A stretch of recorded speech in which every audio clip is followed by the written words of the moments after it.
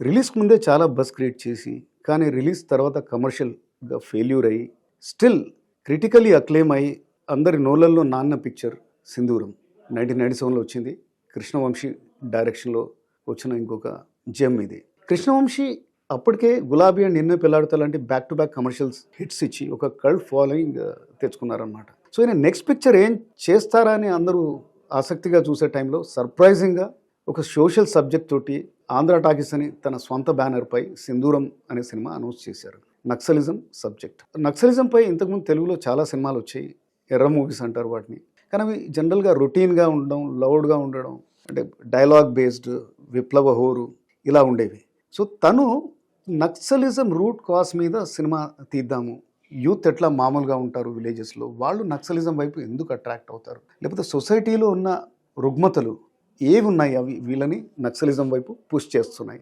ఆ బేసిస్ మీద cinema తీశారనమాట. Backdrop బ్యూటిఫుల్గా ఎన్నుకున్నారు. గోదావరి రివర్ ఒడ్డున ఉండే విలేజెస్, ఫారెస్ట్లో ఎక్సలెంట్ ఫోటోగ్రఫీ అండ్ టేకింగ్. అంటే ఆ రోజుల్లో కృష్ణవంశీ అనేవాళ్ళు అనమాట. అంత టెక్నికల్లీ బ్రిలియంట్ పిక్చర్ ఇది. ఇంకా యాక్టర్ల వరకు వస్తే చిన్న నటీనటులు, పేరున్నోళ్ళు కూడా కాదు. బ్రహ్మాజీ ఆయన ఫ్రెండ్ అండ్ రవితేజ సపోర్టింగ్ రోల్లో ఉంటారు బ్రహ్మాజీకి ఒక తొట్టి గ్యాంగ్ ఉంటుంది, అందులో ఒక member Raviteja.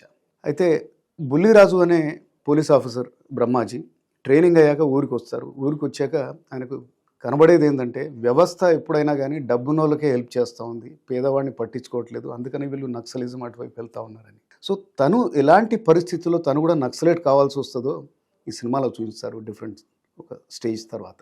Then Raviteja one of his ఫ్రెండ్గా ఆయన రోల్ ప్లే చేశారు. చాలా బ్రహ్మాండంగా చేశారు. గమ్మతైంది ఏంటంటే, ఆయనకు గన్స్ అంటే పిచ్చి, గన్స్ కోసమే నక్సలిజంలోకి వెళ్తాడు. సో చిన్న రోల్ అయినా కానీ అందరు అటెన్షన్ ఆయన క్యాప్చర్ చేశారు. అక్కడి నుంచి ఇంకో 2-3 ఇలాంటి స్మాల్ రోల్స్ తోటి నెక్స్ట్ నీకోసం అనే సినిమాతోటి మెయిన్ హీరోగా ఇంట్రడ్యూస్ అయ్యారు. వీళ్ళిద్దరి తర్వాత సాంగవిది చాలా మెమరబుల్ రోల్, చాలా బబ్లీగా ప్లే చేసింది.